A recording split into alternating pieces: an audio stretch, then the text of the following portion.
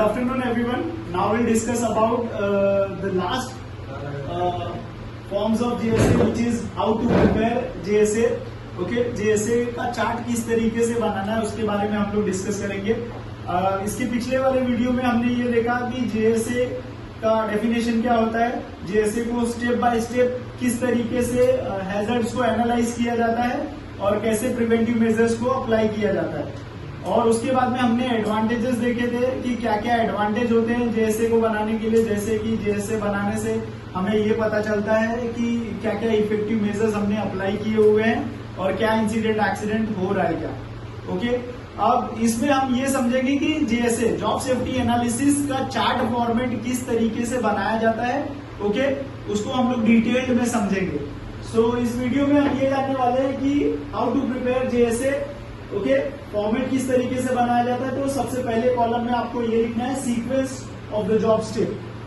क्या क्या सीक्वेंस है वो जॉब स्टेप्स में आपको लिखना है. सो जैसे कि unloading from vehicle and stacking of reinforcement bar. कोई भी व्हीकल है, मान लीजिए कि एक ट्रक आता है जिसमें कि मटेरियल लोड है सरिया वगैरह, तो सरिया को निकालना है. तो that is what our first step. वो हमारा क्या हो जाएगा, फर्स्ट स्टेप हो जाएगा. Okay, so unloading from vehicle and staking of reinforcement bars, that is what the first step. Now what are the potential hazards? अब इस काम को करते वक्त क्या क्या प्रॉब्लम हो सकता है, क्या क्या हैजर्ड्स हो सकता है. ओके, कोई भी मान लीजिए कि ट्रक आई है जिसमें कि सरिया पूरा लोड भरा हुआ है, मटेरियल पूरा भरा हुआ है, तो उसको निकालते समय क्या क्या हैजर्ड्स हो सकता है. अब आप नेक्स्ट कॉलम में समझेंगे तो नेक्स्ट कॉलम में आएगा आपका पोटेंशियल हैजर्ड्स. फर्स्ट कॉलम में हमारा था sequence of the job steps, second column covers potential hazards and third column covers preventive measures.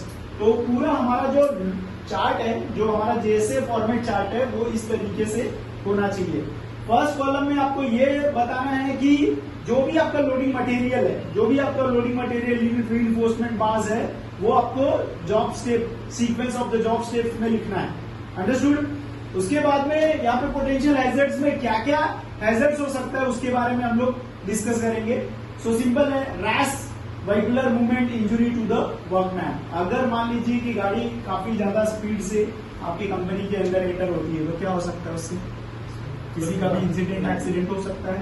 और reverse of vehicle run over on the workman. Reverse लेते समय, पीछे लेते समय भी अगर ज्यादा स्पीड है लेते समय भी, तो वहां पर भी इंसिडेंट एक्सीडेंट होने के चांसेस ज्यादा है. एंड वाइल अनलोडिंग, अनलोड करते समय क्या हो सकता है, while unloading the material of the sharp edge. Sharp edges है, सरिया वगैरह है, कोई भी शार्प एज मटेरियल है, so you will get the cut injury. Workers को क्या हो सकता है, कट इंजुरी हो सकती है. इम्प्रॉपर स्टैकिंग अगर आप कर रहे हो, प्रॉपर तरीके से मटेरियल को लिफ्ट करते समय, स्टैक करते समय प्रॉपर नहीं कर रहे हो, तो क्या हो सकता है, स्लिप ट्रिप हैजर्ड हो सकता है. मटेरियल आपके ऊपर गिर सकता है और मटेरियल गिरने की वजह से आपके ऊपर इंजुरी भी हो सकती है.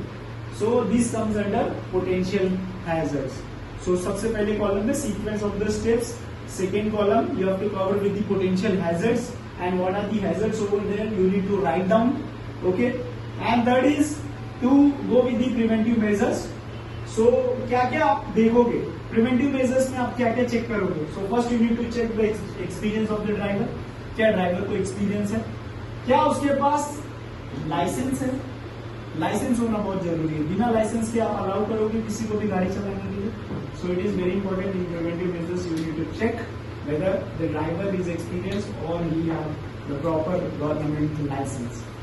Okay, and operators to the operate vehicles, whether he goes in a proper way to run the vehicle. Okay, reverse horn आप ये चेक करोगे, रिवर्स आते समय क्या गाड़ी का हॉर्न बज रहा है कि नहीं बज रहा है.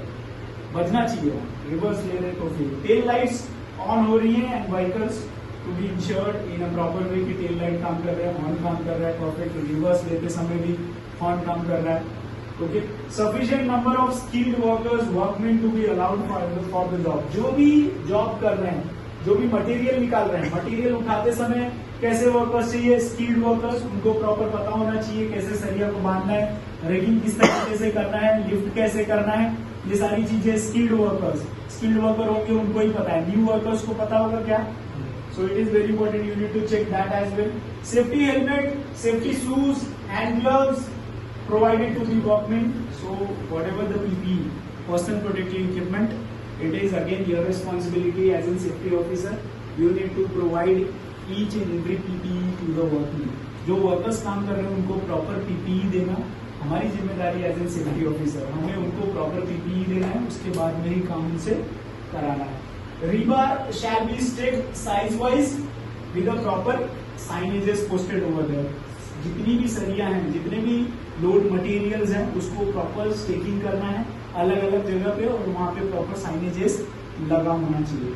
Then packing shall be given for easy handling. जो भी पैकिंग है वो इजी हैंडलिंग के लिए देना चाहिए. इंश्योर स्पीड लिमिट, जो भी व्हीकल्स है उसकी speed limit 20 kilometre per hour. आपकी कंपनी के अंदर जो भी गाड़ियां आती हैं आपको वहां पे स्पीड लिमिट लगा के रखनी है. आपकी कंपनी के अंदर 100 की स्पीड में गाड़ी आप जाने दोगे? जैसे ही आप गेट के बाहर गाड़ी आ जाती है, यहाँ से आपका स्पीड लिमिट लगा होना चाहिए. सारी जगह पे पोस्टर्स होने चाहिए कि हमारी कंपनी के अंदर कोई भी गाड़ी आएगी उसकी स्पीड लिमिट 20 किलोमीटर प्रति घंटा होनी चाहिए. इससे ज्यादा स्पीड नहीं होना चाहिए. मतलब गाड़ी एकदम स्लो में आएगी, आपकी कंपनी में आई, there you need to apply the safety procedures that every vehicle should follow this guideline. 20 kilometre पर प्रति आवर के घंटे के हिसाब से ही धीरे धीरे गाड़ी अंदर आएगी. वार्निंग साइनेजेस होने चाहिए. A separate banksman to be deployed. Banksman मतलब what is the meaning of banksman? Banksman का ये मतलब होता है कि जो भी गाड़ियों के आगे पीछे खड़े रहते हैं, लोग दिखाते हैं कि हाँ आपको इस तरीके से जाना है, इस तरफ से जाना है, पीछे लेना है, आगे लेना है. इस तरीके से कोई भी एक वर्कर वहाँ पे खड़ा होगा जो हर गाड़ी को इशारा देता हो कि कम फॉरवर्ड, हाँ इस तरफ से पार्किंग में लगा दीजिए, पीछे लीजिए. तो गाइडिंग के लिए, ड्राइवर को बताने के लिए बैंक्समैन वहाँ पे अवेलेबल होना चाहिए जो कंटिन्यूअसली गाइड करता रहेगा व्हीकल्स को. Stacking yard to be restricted with the limited person for the entry.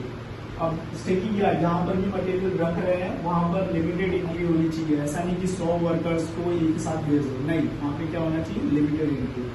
And it is again very important, that is what bending and cutting operations by the machines, shifting and fabricating reinforcement bars to work at a height or the area which is you need to go with the manually, so better to go with machines. Manual से नहीं करा के machine के जरिए हम करा लेंगे. Then general conditions in the yard. General condition भी देख लेना है यार्ड का कि किस तरीके का yard. General condition basically it should be stacked in a proper way and limited person should be go at the entry. So limited person entry. Only authorized person can go inside and stack the material in a proper. Understood everyone? So this is how you need to prepare the whole chart. How to prepare the JSA format you will understand, right? It is divided into these 3 separate columns. Understood everyone?